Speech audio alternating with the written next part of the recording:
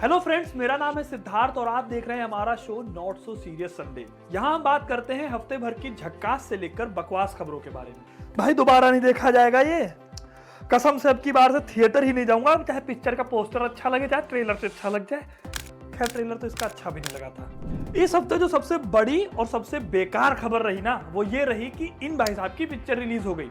देखो, दबंग के फैन और सलमान खान के फैन बहुत ज्यादा हैं, लेकिन इस तरह की पिक्चर बनाने की क्या जरूरत थी। इस हफ्ते थिएटर्स में रिलीज हुई किसी का भाई किसी की जान, और by God by the end of the picture आपको नहीं समझ में आएगा किसका भाई किसकी जान। गीता के पहले श्लोक से पिक्चर शुरू होती है, जिसमें सलमान भाई पूरी फैमिली की वैल्यू को सामने रखते हैं। और इस पिक्चर को देखने के बाद मुझे लगा कि गीता का जो वाला श्लोक है ना, यदा यदा ही धर्मस्य, तो भैया पिक्चर बचाने के लिए कभी कभी प्रभु को नीचे उतरना पड़ेगा, नहीं तो बॉलीवुड तो पक्का खत्म हो जाएगा।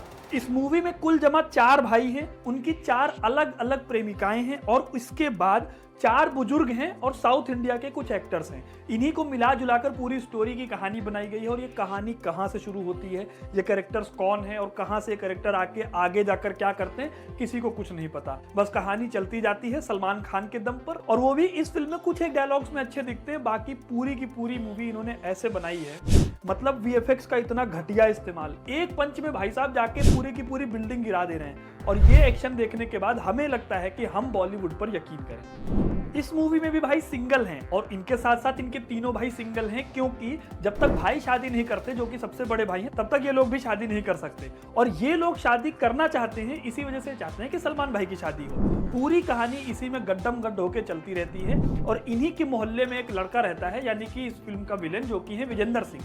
विजेंद्र सिंह की नजर इनकी बस्ती पर है, और इनकी बस्ती को कैसे ये छुड़ाएंगे विजेंद्र सिंह के चंगुल से, इसी को लेकर पूरी कहानी है। देखो, अब आपको ये तो पता चल गया होगा कि सलमान खान की ये मूवी भी साउथ इंडियन मूवी का ही रीमेक है। अब इनकी चाहे वांटेड ले लो चाहे दबंग ले लो, ये सारी की सारी मूवी साउथ इंडिया में पहले ही बन चुकी हैं, जिसको उठाकर इन्होंने यहाँ पर कॉपी पेस्ट किया है। और ये फिल्म भी कुछ ऐसी ही है, लेकिन सबसे बढ़िया है कि आप इसकी साउथ इंडियन ओरिजिनल देख लो, उसको देखने में आपको ज्यादा मजा आएगा। मूवी में कुछ एक डायलॉग्स को छोड़ दिया जाए तो सलमान खान की 15 मिनट की एंट्री है।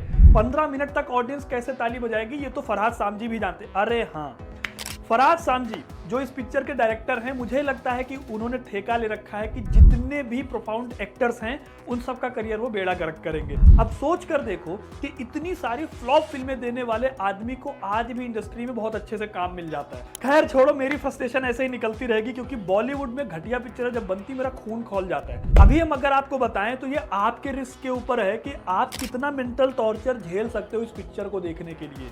आप सिनेमा हॉल में जाओ, ईद मुबारक, बाकी पिक्चर कहीं से भी मुबारक देने वाली नहीं है। एजुकेशन के मामले में हम फर्स्ट कब आएंगे नहीं पता, इकोनॉमी के मामले में हम फर्स्ट कब आएंगे ये गेस करना भी टफ है, लेकिन एक मामले में हमने अच्छे से टॉप किया है, और वो मैटर है पॉपुलेशन का।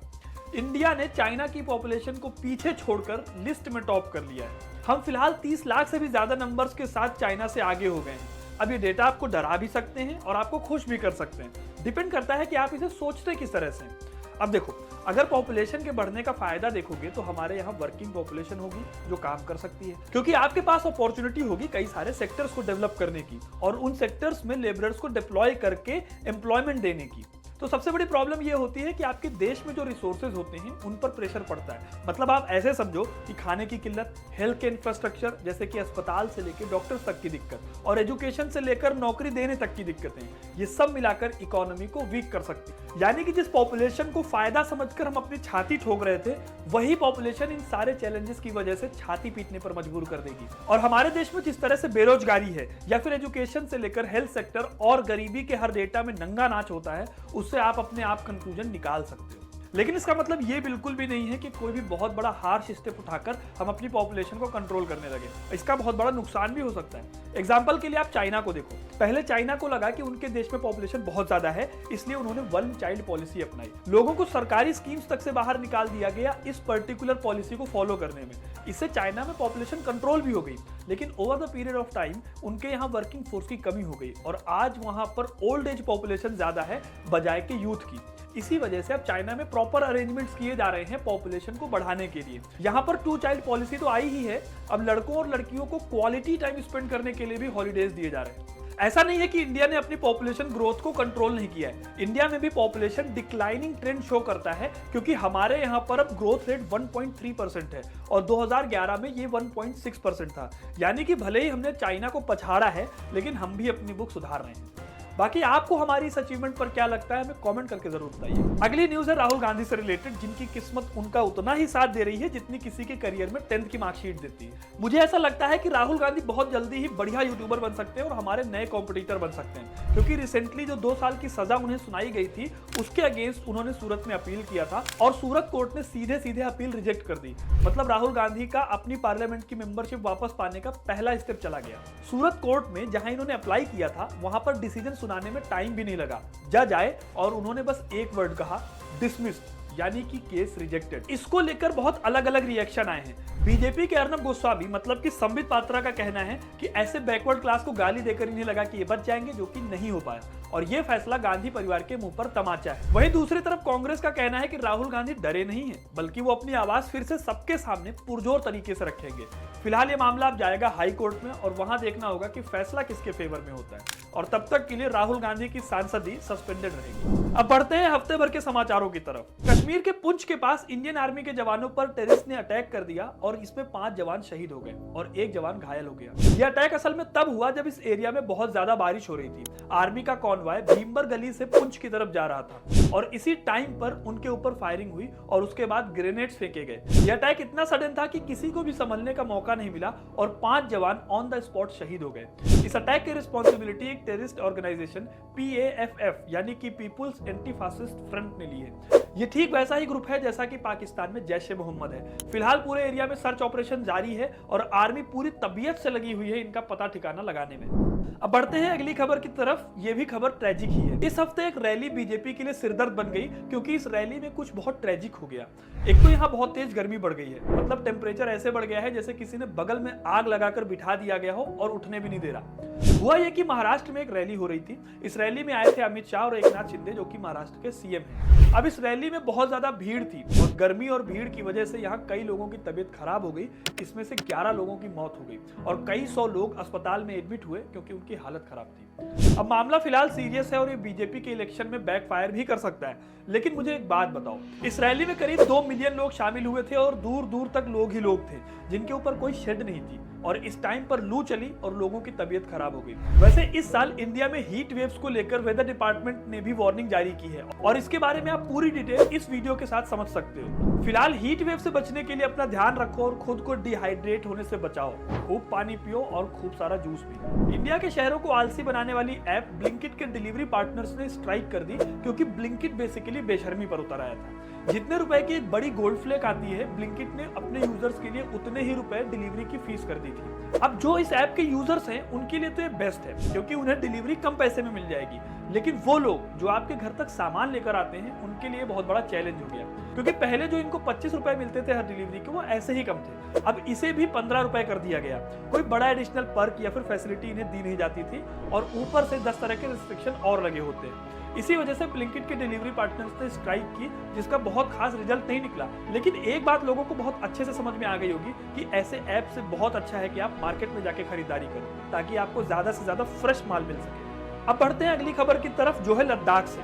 पिछले हफ्ते हमने आपको बताया था कि कैसे कंट्रोवर्शियल वीडियो की वजह से दलाई लामा को माफी मांगनी पड़ी थी। इस हफ्ते दलाई लामा के सपोर्ट में लोगों ने रैली निकाली, क्योंकि उन्हें लगता है कि दलाई लामा को बदनाम करने की कोशिश की जा रही है।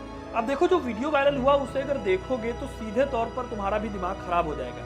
ये केस भी सीधे सीधे बच्चे के साथ हैरेसमेंट का बनता है और दलाई लामा इससे पहले भी अपने स्टेटमेंट से कंट्रोवर्सीज क्रिएट कर चुके हैं। इसलिए प्रोटेस्ट करने का कोई तुक नहीं नजर आता। लेकिन हाँ, आपके पास अधिकार है तो आप प्रोटेस्ट कर सकते हो। खैर, हमारे यहाँ पर लोग आसाराम और राम रहीम के लिए आज भी प्रोटेस्ट कर रहे हैं। फिर दलाई लामा ने तो अपनी गलती के लिए माफी मांगी है, उनके लिए तो प्रोटेस्ट कर भी सकते हैं। अगली खबर है अफ्रीका की एक कंट्री से। अफ्रीका में एक कंट्री है सूडान, जहाँ पर लाखों इंडियंस फंस गए हैं और इसकी वजह है यहाँ पर आर्मीज के बीच में हो रही वॉर।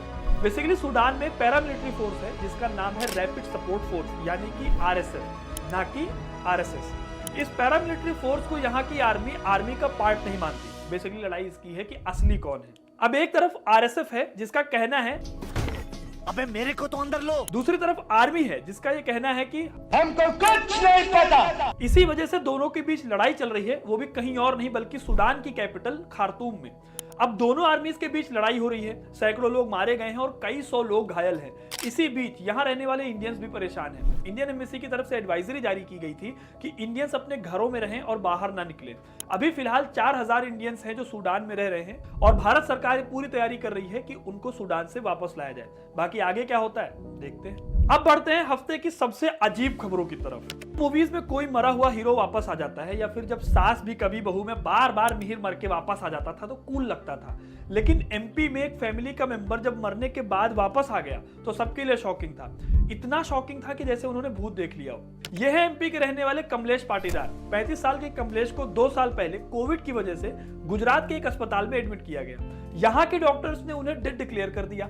उसके बाद उनके घर वालों ने इनका अंतिम संस्कार कर दिया। अब 2 साल बाद अचानक सुबह 6 बजे कमलेश के घर वालों के घर में बेल बजती और बूम, कमलेश सामने खड़े थे। अब अभी ये तो क्लियर नहीं है कि कमलेश कहाँ थे और क्या कर रहे थे, लेकिन सोचने वाली बात यह है कि जिसका अंतिम संस्कार कमलेश समझकर किया गया वो कौन था, और जिसकी फैमिली का वो आदमी रहा होगा उसकी फैमिली को क्या जवाब मिला होगा। और कहीं उन्हें भी ऐसे ही किसी की डेड बॉडी तो नहीं पकड़ा दी गई, और उसके बाद जिसकी डेड बॉडी उसे पकड़ाई गई उसका क्या। अब देखो बात बस इतनी सी है कि ये मैटर सीरियस है क्योंकि इसमें बहुत सारी फैमिलीज के साथ इन्वॉल्वमेंट भी हो सकता है। आगे इस पर पुलिस क्या अटेम्प्ट लेती है ये देखने वाली बात होगी। अतीक अहमद के मरने के बाद भी उसको लेकर न्यूज नहीं रुक रही और इतने ज्यादा खुलासे उसके मरने के बाद हो रहे हैं जितने खुलासे उसके जिंदा रहने पर नहीं हुए होंगे। मतलब इतनी फुटेज उसको मिल रही है कि इतनी फुटेज अभी किसी का भाई किसी की जान को भी नहीं मिल रही। लेकिन सारे खुलासों के बाद जो सबसे बकवास बात की है वो बात की है कांग्रेस के लीडर ने। अब हुआ ये कि एक आदमी ने अतीक की कब्र पर जाकर ये कहा। अतीक के लिए भारत रत्न की डिमांड करने वाले कोई और नहीं बल्कि कांग्रेस के राजकुमार AKA रज्जू भैया है। और सबसे बड़ी बात यह है कि अभी कांग्रेस ने इन्हें निगम पार्षद के चुनाव के लिए अपना कैंडिडेट बनाया था। फिर जब इनकी ये वाली हरकत सामने आई तो इनको अरेस्ट कर लिया गया और कांग्रेस ने भी कहा कि हमें इनसे कोई मतलब नहीं है। और ऐसा नहीं है कि कांग्रेस के नेता ने यह किया है, पूरे देश भर में कई जगहों पर अतीक को शहीद का दर्जा देने वाले पोस्टर लगाए गए। होता है कंगाली में आटा गीला और एक होता है कि इतना सा आटा लिया और उसमें पूरा नल खोल दिया। दिल्ली कैपिटल्स की टीम बेचारी ऐसे ही कोई मैच नहीं जीत पा रही थी। अभी तक बेचारों ने एक भी मैच नहीं जीता था। अब इनका सामान भी चोरी हो गया और छोटा मोटा सामान नहीं चोरी हुआ, टोटल 35 चीजें चोरी हुई हैं जिसमें से 17 लाख रुपए के तो करीब बैट हैं। अब देखो चोरी तो हो गई लेकिन मजे कौन ले गया? मजे ले गए ट्विटर पर दुकान खोलकर बैठे ये लोग। एक ने तो इस मैटर में भी पॉलिटिक्स घुसेड़ दी।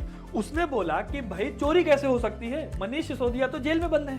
लेकिन चोरी के अपने बेनिफिट्स हैं। इधर सामान चोरी हुआ, उधर दिल्ली ने KKR को 4 विकेट से हरा दिया। अब बढ़ते हैं हफ्ते की पॉजिटिव न्यूज की तरफ। अगर आप थोड़ा बहुत भी IPL फॉलो करते हो तो इस प्लेयर को तो आप बहुत अच्छे से जानते होंगे।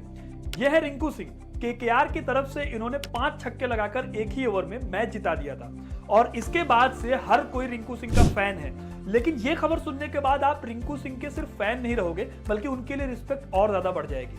हुआ यह है कि रिंकू सिंह एक हॉस्टल बना रहे हैं, वो भी 50 कमरों का, ताकि वहां पर गरीब क्रिकेटर्स अपनी ट्रेनिंग कर सकें और उन्हें रहने के लिए कोई दिक्कत ना हो। बेसिकली रिंकू सिंह का जो करियर है वो बहुत ज्यादा संघर्षों के साथ शुरू हुआ था। उन्होंने बहुत स्ट्रगल किया था। जो स्ट्रगल करता है उसे पता होता है कि कितनी ज्यादा हार्डशिप होती है किसी करियर को इस तरह से परस्यू करने में। और रिंकू सिंह ने इस दिक्कत को समझा और इसी वजह से वो गरीब क्रिकेटर्स के लिए एक हॉस्टल बना रहे हैं जहां पर ना सिर्फ रहने के लिए सुविधाएं होंगी बल्कि उन्हें खाने पीने का भी पूरा इंतजाम मिलेगा। और रिंकू सिंह के इसी इनिशिएटिव को करते हैं हम सलाम और करते हैं अपनी वीडियो को एंड। बाकी आपको ये वीडियो कैसी लगी हमें कमेंट करके जरूर बताएं और ऐसे इंटरेस्टिंग वीडियोस के लिए हमारे चैनल को सब्सक्राइब जरूर करें।